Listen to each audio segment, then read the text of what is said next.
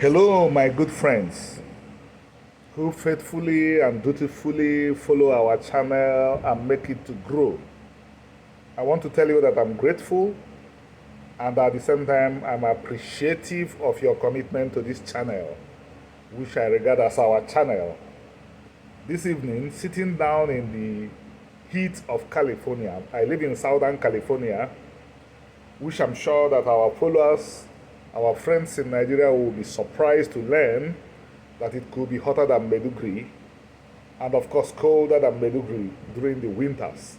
I'm sitting down in it and bringing us a conversation between Omenana and feminism, which is one of the trending issues in today's world. Enter the academia, it's all about feminism. Enter the mass media, it's all about feminism. And recently, I listened to a committed feminist, a knowledgeable one, and I decided to interrogate Omenana and feminism.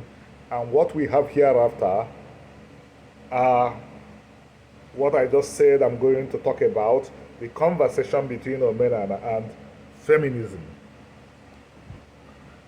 Had I not come to America, I doubt that I would have paid attention to feminism and feminists. I came and occasionally I listened to talks about them. To be honest, I never listened to them directly. The only feminist I would have listened to was Chimamanda Ngozi Adichie, but I have not actually made out time to listen to her. Not intently anyway, because I assumed that feminism was all about equal treatment of the genders, the male and the female gender being treated equally. And I believe they should be treated exactly alike. If a woman is a doctor and a man is a doctor, they do the same work, they should earn the same salary. I do not see why a man would earn more than a woman if they did the same work. This was my thinking, and I believed I agreed with feminism completely. So I had no cause to worry. After all, I am a propagator of Omenana, which protected women to the extent that women alone could decide to end a marriage. In the Igbo society, a man had only a right to initiate a divorce and insist on a divorce if he caught his wife with another man in a compromising situation. No other ground entitles an Igbo man to divorce a woman. But if a woman got tired of you, if your wife got tired of you, all she would do is to instruct her relations to return the bride price, and she's divorced. But you as a man initiate it, your kinsmen and her kinsmen will insist that you have to provide, you have to defend, you have to prove. And if you are not able to prove that you saw her with another man, you will be told to use a Christian balance to bear your cross. Well, Igbos will not say to bear your cross. Igbos will tell you that marriage is sweet and bitter at the same time. You know, there is an option, which I'm not going to get into now. There is a measure you would be encouraged to take, which will ultimately restore peace to the marriage. Because Igbos believe that the difficulties that exist in marriage don't last forever. That couple that are fighting today will ultimately make up if what is bringing the stress is removed. But that is where the man is talking about divorcing the wife without proving that the wife had sex with another man. But if the woman is fed up with you, she walks out and she walks out free. Of course, marriage does not even start until the Igbo woman says, I agree that this man should be my husband, which she does by simply accepting a cup of palm wine from the father, handing it to the man. That is consent. So, coming from a society like this, where women are a protected part of the community, I did not think I had anything to learn from feminists and feminism until recently, I learned that feminism could mean much more. It could mean a woman deciding to literally become a man. I actually have a feminist say she plays the masculine role. This forced me to begin to think. Don't women have their own role that is not in any way inferior to the role of men? Women carry babies for 9 months. Don't men also have their own roles? I began to think about the society that produced feminism, about how it treated women, and something clicked. I would say that outside the Igbo world, the world that I know better than any other world,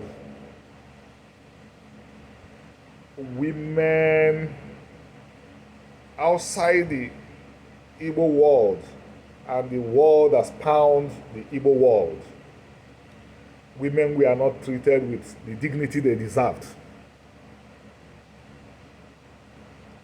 Women were mistreated throughout history in most societies in the world. We must admit this.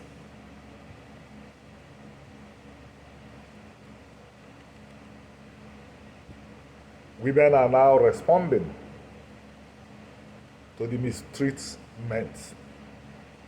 Feminism is one of the resistance movements, but I believe feminists could overreact. I think there is a third way. I will repeat what I had mentioned before. I began to think about the society that produced feminism, about how they treated or how it treated women, and something clicked. An oppressed segment of society is resisting and trying to assert itself. But would women be better protected if instead of a woman asking the husband to climb the palm tree, she climbs it herself? In the Igbo world, the woman does not climb a tree. She literally tells the man to climb the tree for her. Isn't this the better pathway? It occurred to me that Omenana has to talk to feminism. Omenana has to intervene and assure our sisters that they don't have to become masculine to be the equals of men.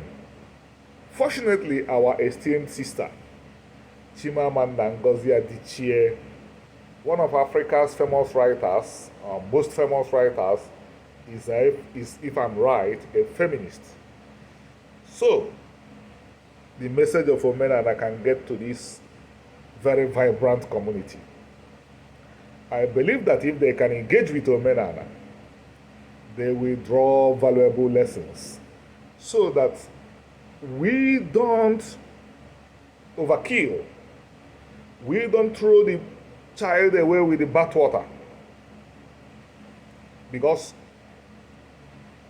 if what I heard is what feminism is about, or some of the things it's about, what we may ultimately have is an overturning of the world, and it may not work. In other words, the solution, the medicine, will kill the sick person. But if we resort to Omenana, which protected women, women would see that it was in error. It was due to cultures that were not wholesome enough that women were relegated and not treated very well. That if all the cultures in the world had access to Omenana, women would not have been mistreated in the first place. And if they were not mistreated in the first place, they would not be fighting very hard as they are fighting very hard today. If you want to know about this culture that I'm talking about, I will present some writings about it. This is the Hebrew Igbo Republics. It's a compendium of Igbo traditions, religions, culture, and history to some extent.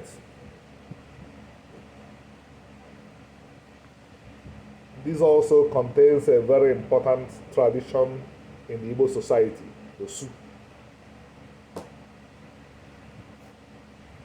This novel also explores the Osu, but it's also a love story. It's a bittersweet love story. It's also about the Igbos. This is what the society produced, a paradise that got broken, the society of the Igbos. This talks about the land as a sister land of the land of Israel. This talks to potentially the strongest Igbo community in the world, the Igbo Americans, the 1 million persons of Igbo extraction who moved to the United States from the time of Dr. Nnamdi Azikiwe to the present times, who constitutes the group that have the highest number of PhDs in the greatest country in the world. This is also about this community. Herein you will find how their status in the world of Israel, where a Sephardic Bedin headed by Hakam Yehonatan Elazar Mota, PhD, constituted a Bedin which ruled that the Igbos are descendants of the biblical Israelites.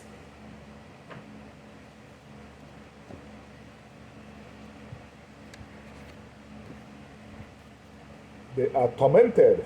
Igbos are tormented by anti-Semitism, bitter anti-Semitism. But because of Afrocentrism, pride, and hubris, when Igbos are aware at all, they call it Igbophobia, and it does not give them exactly what they should get about this danger that ensured that 3 million Igbos were lost between 1967 to 1970.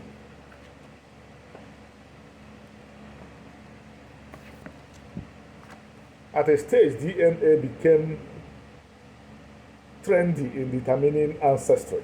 Well, what you are looking at is a map of the DNA history of no other person than the speaker himself, Reni Ilona. This map was produced by MyHeritage. It shows where I came from: Iraq, Israel, Nigeria. With this done, friends, please, I repeat the usual appeal. Hit the subscribe button, buy these books on Amazon. We are looking for money to mass produce them in Nigeria and Igbo land so that Igbos who do not have money will have them at subsidized prices. If Igbos have access to these books, Igbos will be revived. Igbos will get on the march again. 50 million people plus 25 million to 30 million of their brethren, who are today called African Americans, have so much to give to the world if they become fully self-realized and self-actualized. They will introduce what the world has not seen before, but they need information. And you can help us to give them this information by buying these books. Thank you in advance, and may God continue to bless you. Good night.